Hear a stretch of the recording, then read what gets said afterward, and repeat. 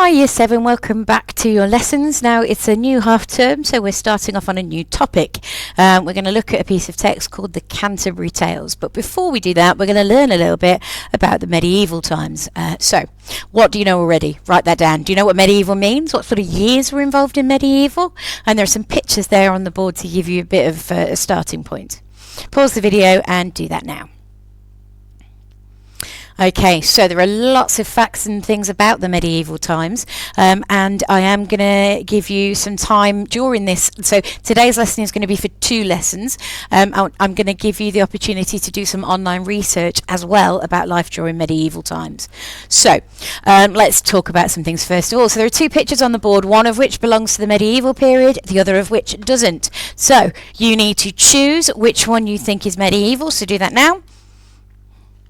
And let's see how you did. So medieval is the toilet on the right hand side. So these are both ideas of toilets. The one that looks like a mug is called a chamber pot that people keep under their beds in case they need to go in the night. But it's not from the medieval period. The medieval period, you can see a toilet there that's a lot like the one you might recognise from I'm a Celebrity. So it's what they might call the dunny, although that's Australian words. So you can see it's just a wooden seat with a hole cut through the middle, and that was called a garderobe, and it just stuck out from the side of the castle, and then whatever you did inside that toilet just dropped straight down into a pit or into the moat of the castle. Of course, not everybody lived in castles. There were poor people as well, and they lived in huts, and they would use this sort of dirty pit that you can see there, which again has got a board with a hole in it, but it's just a hole in the ground, isn't it? Okay, and you can see this from the one there is a real one that was found in York when they did some excavations. Okay, so now you know how people pooed during medieval times. Okay, clothing then. Which one of these is medieval? Choose now. Okay, how did you do? It's the one on the left. So in the early Middle Ages, clothing was typically simple, and particularly in the case of lower class people, served only basic functions such as modesty and protecting from the elements, so that's the weather. As time went on, more advanced textile techniques, that's hard to say, were introduced, and clothing gradually got more and more intricate and elegant, even with those under the wealthy classes. Okay, social status, so that's how much power you've got and how important you are, was of the utmost importance during the Middle Ages, and this idea was exemplified through fashion. So in other words, fashion was one way to make public what your status was, to give you power and authority.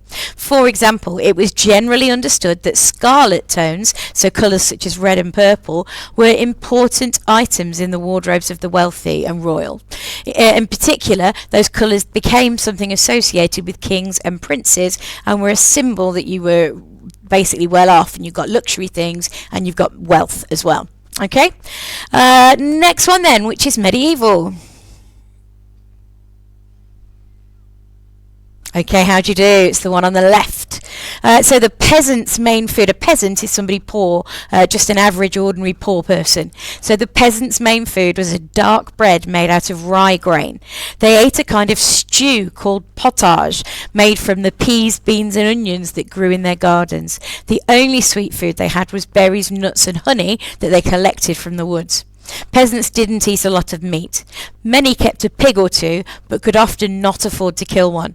They could hunt for rabbits or hares, but this might be punished by the lord, because the land that they'd be hunting on would belong to their lord. Okay? Next one then, which one's medieval?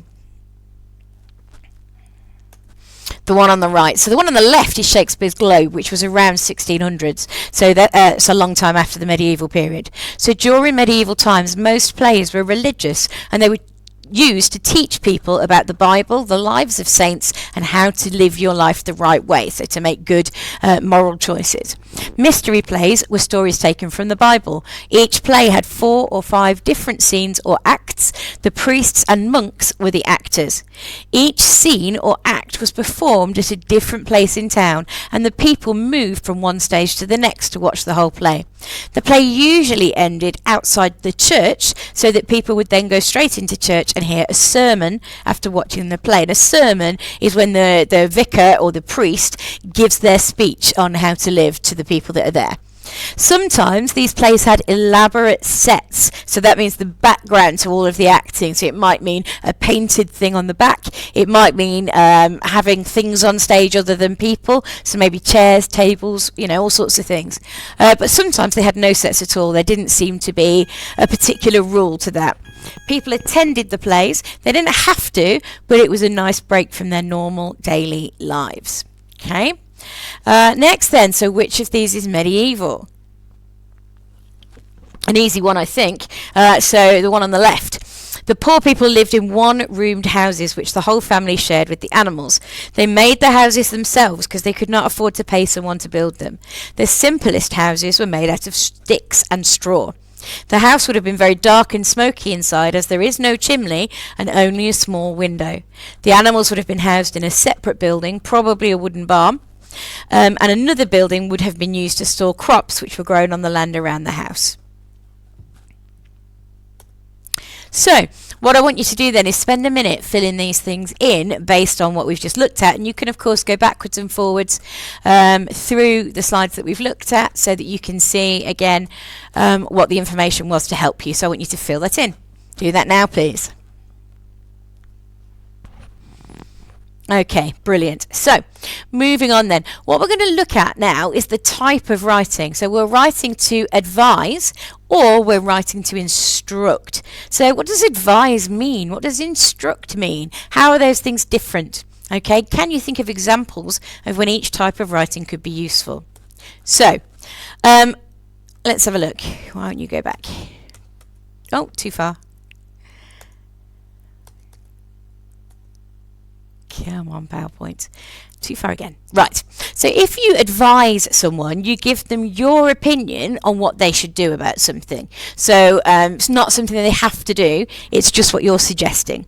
However, when you instruct somebody, you tell them what to do. So that's the difference, basically. Instructing someone, you are saying you must do this. Advising someone, you're saying you could do this.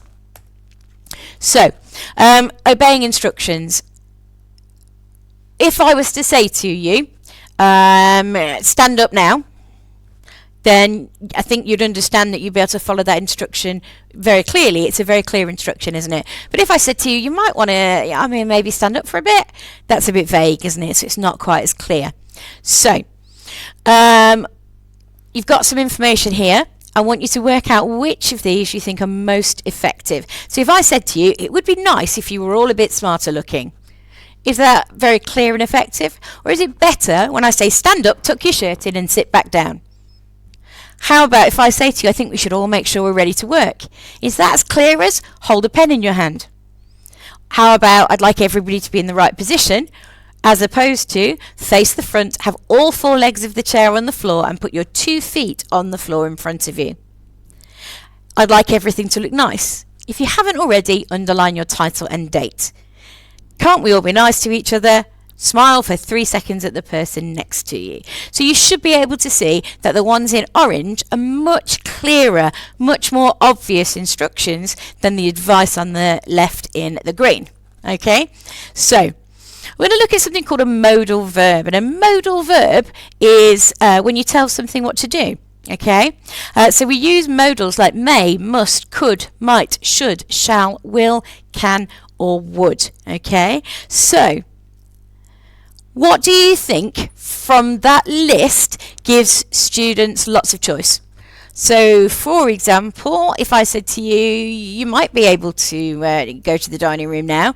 Is that clear? Okay, what about if I said you shall go to the dining room now? So I want you to work out which ones are the most must-do-it instructive ones and which ones are a bit more vague. Okay, do that now. Amazing. So could and should and might, okay, are a bit vague, aren't they? But must and will and can are a bit clearer, aren't they? So we're going to talk about imperatives next. So imperatives are commands. So this is an instruction here on how to give your dog a bath. So the first instruction, tie up your dog so he cannot escape. So tie is the imperative there. So an imperative is a command. Fill a large basin with warm water. Add a small quantity of pet shampoo. Walk your dog. Brush their fur daily. So those capital letter words, those are your imperatives. Okay, I want you to read through this and just think about the types of sentences and look at how it's organised. So pause the video and do that now. Okay, so you might see that there are subtitles. So it's organised into different paragraphs with subtitles to be able to give the information that you need. Okay, so that's the layout and the structure. The types of words, it's things like a wolf can attack, wolves tend to, so it's a bit vague. If wolves, okay, they're generally timid. So what you've got there is not very much in terms of imperatives. Let's have a look at this one then. So again, pause the video, have a look at this one now. What's the same and what's different? Okay, so hopefully you can see that what's the same is that you've still got paragraphs with subtitles. So you've got that information. But here we've got lots of imperatives. So the instructions in the subtitles are much clearer. So in this one, you've got some imperatives but not many. Here you've got instructions. So pull away quickly. Do not go limp. Prevent the octopus. Peel the suckers. So it's much clearer instructions. Okay? Finally, you've got one here about an angry gorilla. So just take a minute to pause this now and have a look at that. Okay, and it carries on this slide. So again, pause. And then what I want you to notice is this box in peachy colour there. So this is what we need to take away from this. So when I say to you next lesson, what do you do when you write to instruct, or what things should be included in an instruction leaflet? This is the thing. Okay, so written with imperatives and commands in the present tense, so you're doing it now. It's impersonal, so you're not mentioning anybody in particular. It's got subheadings, factual sentences, and it's got connectives that link to time. Things like firstly, next, after, later.